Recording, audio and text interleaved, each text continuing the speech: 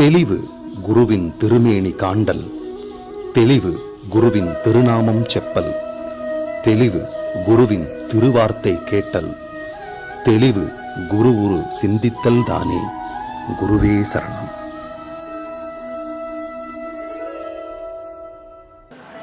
வணக்கம், நான் உங்கள் ஆத்ம நண்பன் பேசுகிறேன். பிரம்மஸ்ரீ தவ திருச்சிற்றம்பல சாது சித்தர் என்னோட குருநாதர் அவர்களுடைய மலர் பாதங்களை வணங்குறேன். இந்த அவசர காலகட்டங்களில் வாழ்க்கை ரொம்ப வேகமாக ஓடிட்டுருக்கிற சூழ்நிலையில் மனிதர்களுடைய உறவு முறை, ரிலேஷன்ஷிப் ரொம்ப ரொம்ப முக்கியமாக இருக்குது. இந்த ரிலேஷன்ஷிப் பிரேக்கப் அதை விட வருத்தத்தை கொடுக்குது. இப்போ இந்த ரிலேஷன்ஷிப்பை எப்படி நல்லா மெயின்டைன் பண்ணால் பிரேக்கப் ஆகாமல் போகணும்? ஏன்னா மனிதன் இன்னொரு உயிர் கூட சேர்ந்து வாழணும்னு நினைக்கிறது ஒரு நல்ல விஷயம். ஆனால் அப்படி வாழணும்னு நினைக்கிறது அவனுக்கு ஒரு ஆனந்தத்தை, மகிழ்ச்சி கொடுத்தா அது ரொம்ப சந்தோஷம். ஆனால் அந்த பிரேக்கப்புங்கிற ஒரு பாயிண்ட் வரும்போது அவன் ரொம்ப உடஞ்ச மாதிரி ஆயிடுறான். அவன் சில எக்ஸ்ட்ரீமான விஷயங்கள் வரைக்கும் போயிடுறான். அப்போ ஒரு சில விஷயங்களில் நம்ம கொஞ்சம் சரி பண்ணிக்கிட்டோம்னா இந்த ரிலேஷன்ஷிப் பிரேக்கப் அப்படிங்கிற விஷயத்தை நம்ம தடுக்க முடியுங்க. 100% தடுக்க முடியும். சரி, அப்படி என்னென்ன விஷயங்கள் எல்லாம் நம்ம இந்த ரிலேஷன்ஷிப் பிரேக்கப் ஆகாமல் நம்ம காப்பாற்றிக்க முடியும் அப்படின்னு பார்க்கலாம். அதில் முதல்ல ரொம்ப முக்கியமான விஷயம் என்ன அப்படின்னா சுதந்திரம், ஃப்ரீடம். இப்போ நீங்கள் நினச்சி பாருங்கள், நம்ம ஒரு ரிலேஷன்ஷிப்புக்குள்ளே போகலை, நம்ம தனியாளாக இருக்கிறோம். பேச்சுலராக இருக்கலாம், ஸ்பின்ஸ்டராக இருக்கலாம். நம்மளுக்கு என்ன பிடிச்சிருக்கோ அதெல்லாம் பண்ணுவோம். 9 மணிக்கு எந்திரிப்போம், வெளியில் சுற்றுவோம், மிட் நைட் அப்போ வருவோம், ரொம்ப ஜாலியாக இருப்போம். இப்போ நம்ம ஒரு தனி உயிராக இருக்கும்போதே இவ்வளோ சந்தோஷமாக ஆனந்தமாக இருக்கிறோம் அப்படின்னா, ரிலேஷன்ஷிப்பில் இன்னொரு உயிரை நம்ம சேர்த்திக்க போகிறோம், இன்னொரு நபரை நம்ம சேர்த்திக்க போகிறோம் அப்படின்னா அந்த ஆனந்தம் இப்போ இருக்கிற ஆனந்த விடத்தை 2 மடங்கு அதிகமாகணும். ஆனால் அதிகமாக மாட்டேங்குது. அதுக்கு காரணம் என்னென்னா, ரிலேஷன்ஷிப்புக்குள்ளே போனதுக்கு அப்புறம் இந்த சுதந்திரம் பறி போகுது. அது ஒரு ஆணாக இருக்கலாம், பெண்ணாக இருக்கலாம். நீ என்கிட்ட சொல்லிட்டு தான் இங்கே போகணும், நீ அதை பண்ணக்கூடாது, ரிலேஷன்ஷிப் வர்றதுக்கு முன்னாடி நீ எப்படி வேணால் இருந்துக்கலாம், ஆனால் அதுக்கப்புறம் நீ இப்படி தான் இருக்கணும். இந்த கட்டுப்பாடுகள் இந்த சுதந்திரத்தை பிடிச்சு இழுக்குது. அப்போ இந்த மனம் எப்படி வருத்தப்படும் அப்படின்னா, இந்த ரிலேஷன்ஷிப் வர்றதுக்கு முன்னாடி நான் ரொம்ப ஆனந்தமாக இருந்தேன், பிடிச்ச நேரத்தில் போகிறேன், பிடிச்ச நேரத்தில் வர்றேன், பிடிச்ச விஷயங்களை பண்ணேன், இது எனக்கு ஒரு சந்தோஷத்தை கொடுக்குற ரிலேஷன்ஷிப்பாக இருக்கும்னு நினச்சி போனேனே, ஆனால் என் சுதந்திரமே போச்சு அப்படிங்கிற ஒரு புள்ளியில் இந்த 2 உயிர்களும் நின்றுச்சுன்னா பிரேக்கப்போட அடி ஆதாரம், ஆணிவேர் இதுதான் இருக்கும். அப்போ நம்ம ஒரு ரிலேஷன்ஷிப்புக்குள்ளே போகிறோன்னா ரிலேஷன்ஷிப்புக்குள்ளே முன்னாடி வர்றப்ப 2 உயிரும் எப்படி இருந்ததோ அப்படியே சுதந்திரம் 2 பேருக்கும் இருக்கிற மாதிரி உறுதி பண்ணிக்கணும். இதுதான் முதல் பாயிண்ட். சரி, 2வது என்ன நம்ம கடைபிடிக்க வேண்டிய பாயிண்ட் அப்படின்னா நம்பிக்கை. ஒரு தடவை ஒரு நம்பிக்கை இந்த ரிலேஷன்ஷிப்பில் போயிடுச்சு அப்படின்னா அந்த நம்பிக்கையை மீட்டெடுக்கிறதுக்கு ஏன் வருடங்கள் கூட ஆகலாம், ஏன் அடுத்த ஜென்மம் கூட ஆகலாம்னு நான் சொல்லுவேன். அப்போ நம்பிக்கையை எப்படி நடந்துக்கிறது, அந்த நம்பிக்கையை எப்படி உருவாக்குறது அப்படின்னா, நீங்கள் உண்மையாக இருக்கும் பொழுது இந்த நம்பிக்கை உங்களால் உருவாக்க முடியும். நீங்கள் நம்பிக்கை உருவாக்குறது முதல் பாயிண்ட்டாக இருந்தால் உங்கள் ஆப்போசிட்டில் இருக்கிற உங்களோட ரிலேஷன்ஷிப்பில் இருக்கிற அந்த நபரை நீங்கள் நம்புறது 2வது பாயிண்ட். இது கிரவுண்ட் ஃப்ளோர்னா அது ஃபர்ஸ்ட் ஃப்ளோர். நீங்கள் அந்த உயிரை நம்ப வைக்கிறதுக்கான நல்ல முயற்சிகளில் ஈடுபடுறது மட்டும் இல்லாமல் அவங்களையும் நீங்கள் நம்பணும். சரி, அவளோ அவனோ இது சொன்னால் சரியாக இருக்கும், நான் அங்கே போகிறேன்னு சொன்னால் அவன் அங்கே தான் போவான், அங்கே போகிறேன்னு சொன்னால் இவன் இங்கே தான் போவான், இப்படிங்கிற விஷயத்தில் 2 பேர்த்துக்குமே 2 பேருக்கு மேலே நம்பிக்கை பர்ஃபெக்டாக இருக்கணும். இது 2வது விஷயம். அடுத்தது 3வது, மறைக்காமல் உண்மையாக இருக்கிறது. அப்படின்னா என்னங்க அப்படின்னா, சும்மா எல்லாம் வெளிப்படையாக சொல்கிறது அப்படி இல்லை.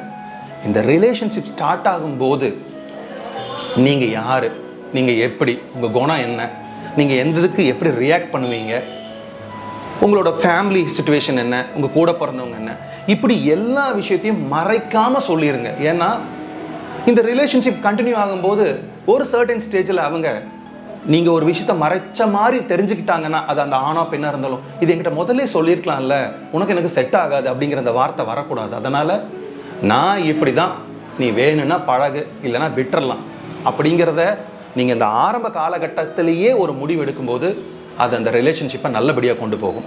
அடுத்தது 4வது முக்கியமான பாயிண்ட் என்னென்னா, இயற்கையாக இயல்பாக இருக்கிறது. அப்படின்னா என்னங்க சார் அப்படின்னா, இப்போ நம்ம அந்த நபரை பார்க்க போகிறோம் அப்படிங்கிறதுக்காக, இந்த ரிலேஷன்ஷிப்பில் இருக்க போகிறோங்கிறதுக்காக நம்மளோட இயல்புத்தன்மை, நம்ம இயற்கையாக எப்படி இருப்போம், இதை செயற்கைத்தனமாக மாற்றிட்டு போய் அங்கே நிற்கிறது, பழகிறது, இந்த ரிலேஷன்ஷிப்பில் இருக்கிறது.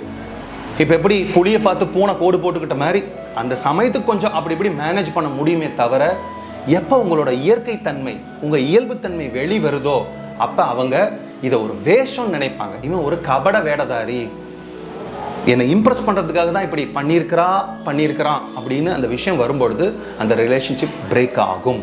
அதனால் நான் இப்படி தான் இயல்பாக இருப்பேன், இயற்கையாக இருப்பேன், எனக்கு மனசுக்கு தோன்றதை பண்ணுவேன் அப்படிங்கிற விஷயத்த முதல்ல டிஸ்கஸ் பண்ணிடணும். அடுத்தது 5வது முக்கியமான விஷயம் என்ன அப்படின்னா, வாக்குறுதி கொடுக்காதீங்க, கமிட்மெண்ட்ஸ் பண்ணாதீங்க. அதாவது எப்படின்னா, இது கவிதை நடையில் பண்ணுறது வேற. உன்னை நான் நிலவில் எடுத்துக்கொண்டு போய் வைப்பேன், உன்னை நான் தேவதை மாதிரி பார்ப்பேன், ஆண்கள் வாக்குறுதி கொடுக்கறதும், பெண்கள் என்னோட உயிரையே உனக்கு சமர்ப்பிக்கிறேன். இந்த காலகட்டங்கள், இந்த 2026 அடுத்த நாளைக்கான வாக்குறுதியே இல்லைங்க.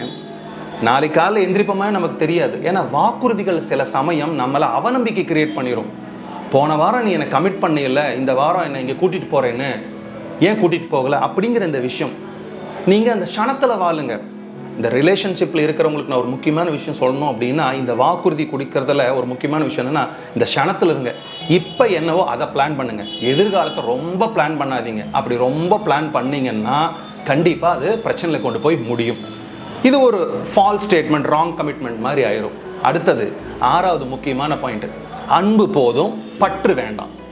அப்படின்னா என்னென்னா, சில பேர் பாருங்கள், ரிலேஷன்ஷிப் வர்றதுக்கு முன்னாடி ஃப்ரெண்ட்ஸோட ஜாலியாக இருக்கிறது, எல்லா பக்கம் ஹாப்பியாக போகிறது, அவங்க வந்தாலும் இந்த இடம் களை கட்டுங்க. இந்த ரிலேஷன்ஷிப்புக்குள்ளே வந்ததுக்கப்புறம் அந்த பர்டிகுலர் பொண்ணு மேலேயோ, இல்லை இந்த பையனாக இருந்தால் பொண்ணு மேலே, பொண்ணாக இருந்தால் அந்த பையன் மேலே பற்று வச்சுருவாங்க. அவன் இருந்தால் தான் சந்தோஷம், அவன் இருந்தால் தான் சந்தோஷம், அவன் இருந்தால் நல்லா இருக்கும், நான் இங்கே போனால் அவன் இருக்கணும், இப்படி இருக்குங்கிற இந்த பற்று. அப்போ உங்களோட மொத்த விஷயமே அந்த உயிர் மேலே போட்டுருவீங்க. உங்களை சார்ந்து இருக்கக்கூடிய அம்மா, அப்பா, சகோதரிகள், ஃப்ரெண்ட்ஸு, நீங்கள் ஆஃபீஸ் செக்டர்ஸ், இது எல்லாமே மிஸ் பண்ணிடுவீங்க. அவங்க கேட்பாங்க, என்னடா ஆச்சு உனக்கு, என்னடி ஆச்சு உனக்கு அப்படின்னு. அதனால் பாசம் மட்டும் எடுத்துக்கலாம், அன்பு மட்டும் எடுத்துக்கலாமே. பற்று போட்டுட்டு ரொம்ப ஓவராக பண்ணி அதீத அன்பு ஆபத்தில் கொண்டு போய் விட்டுரும். அதனால் அது நமக்கு வேண்டாம். அடுத்தது 7வது முக்கியமான பாயிண்ட் என்னன்னா, அவங்கள வளர விடுங்க. அப்படின்னா என்ன அர்த்தம்? இப்போ ஒரு ஸ்பெஷல் டேலண்ட் எனக்கு இருக்குது, நான் பாட போகிறேன், இல்லை நான் ஆட போகிறேன், நான் சோஷியல் மீடியாவில் இப்படி பண்ண போகிறேன், அப்படி பண்ண போகிறேன், ரொம்ப ஒரு டீசெண்டான ஒரு விஷயம் இருக்குது அப்படின்னா அவங்களோட தனித்திறமையை நம்ம மதிப்பு கொடுக்கணும். மதிப்பு கொடுத்து அதை வளர வைக்கிறதுக்கான விஷயங்கள் ஈடுபடணும். நீ படித்ததெல்லாம் போதும், இல்லை நீ ஆட வேண்டாம், நீ பாட வேண்டாம், நீ அதை பண்ண வேண்டாம், இதை பண்ண வேண்டாம் அப்படிங்கிறதெல்லாம் இல்லாமல் அவங்களுக்கான ஒரு ஸ்பேஸை நம்ம உருவாக்கி கொடுக்கணும். அது ஆணாக இருந்தாலும் பெண்ணாக இருந்தாலும் சரி, தனக்கு மட்டும்தான் அந்த அந்த டேலண்ட்டை உபயோகப்படுத்திக்கணும் அப்படிங்கிற விஷயம் இல்லாமல், இது அவனை வளர வைக்குது, அவனுக்கு ஒரு பேர் கொடுக்குது, புகழ் கொடுக்குது அப்படின்னா நம்ம அதை விட்டு கொடுக்குறதுல தப்பே இல்லை. அதனால் இது ரொம்ப ரொம்ப முக்கியமான விஷயம். அடுத்தது இந்த பதிவிலேயே ரொம்ப ரொம்ப ரொம்ப ரொம்ப முக்கியமான ஒரு பாயிண்ட்டுன்னு நான் இதை தான் சொல்லுவேன். என்னென்னா, ஈகோ, அகங்காரம். நான் தான், எனக்கு தான் எல்லாம் தெரியும், நான் சொல்கிறத நீ கேளு. ரிலேஷன்ஷிப்பில் இந்த விஷயம் வந்துருச்சு அப்படின்னா இந்த 7 விஷயம் சரியாக இருந்தாலும் எல்லாம் புஷ்ஷுன்னு போயிடும். இப்போ நான் பெருசா நீ பெருசா நீங்கள் நம்ம போட்டி போட்டு கேடயம் வாங்க போகிறது இல்லை. அந்த உயிருக்கு உண்டான வழிகளை சொல்லி கொடுக்குது. அது இந்த உயிருக்கு ஒரு நல்ல விஷயமா கூட இருக்கலாம். நீ சொல்லி என்ன நான் கேட்கறது. சில ஆண்கள் இப்படி கூட சொல்லலாம், நீ லேடி தானே, உனக்கு இவ்வளோதான் தெரியும் அப்படின்னு. சில பெண்கள், நீ ஜென்ஸ் தானே, உனக்கு இதெல்லாம் தெரியாது. இந்த ஆண் பெண்ணுங்கிறதெல்லாம் தாண்டி திறமைங்கிறது ஆணுக்கும் பெண்ணுக்கும் சமமான விஷயம்தான். அகங்காரத்தில் அடிபணிஞ்சு போகாமல் கொஞ்சம் அப்படி தலையை தூக்கணும்னா மொத்தமாக காலி ஆயிரும். அதனால் ஒரு விஷயத்தை ஒருத்தங்க சொல்லும்போது, நம்ம ரிலேஷன்ஷிப்பில் இருக்கும் சொல்லும்போது அதை காது கொடுத்து முதல்ல அட்டென்டிவாக கேட்கணும், அவங்க என்ன சொல்ல வர்றாங்க. ஸோ உங்களோட கருத்துக்களை சொல்லுங்கள். இந்த 2 கருத்துக்களையும் புட் டுகெதர் ஒரு நல்ல கருத்து வரலாம், நல்ல ஒரு பிளான் கிடைக்கலாம். அதை நம்ம எக்ஸிக்யூட் பண்ணிட்டு நம்ம போயிட்டே இருக்கலாம். ஸோ அதனால் இப்போ நான் சொல்லியிருக்கிற இந்த 8 பாயிண்ட்ஸ் நீங்கள் கரெக்டாக வச்சுட்டு இந்த ரிலேஷன்ஷிப்பை மெயின்டைன் பண்ணிங்கன்னா கண்டிப்பாக இறுதி வரைக்கும் இந்த உறவு முறை நம்ம கொண்டு போய்க்கலாம் அப்படின்னு. மனிதர் வாழ்கிறதே ஆனந்தமாக சந்தோஷமாக இருக்கிறதுக்காக தான். அதில் இத்தனை போராட்டங்கள் தேவையே இருக்காது. ஒரு சின்ன நாட்டு தான், அதை ஓப்பன் பண்ணிட்டோம்னா இத்தனை பிரச்சனைகள் இருக்காதுன்னு சொல்லிட்டு எல்லாரும் நல்லா ஆனந்தமாக சந்தோஷமாக இருங்கன்னு சொல்லிட்டு இன்னொரு நல்ல சந்தர்ப்பத்தில் உங்களை நான் சந்திக்கிறேன். நன்றி, வணக்கம், குருவே சரணம்.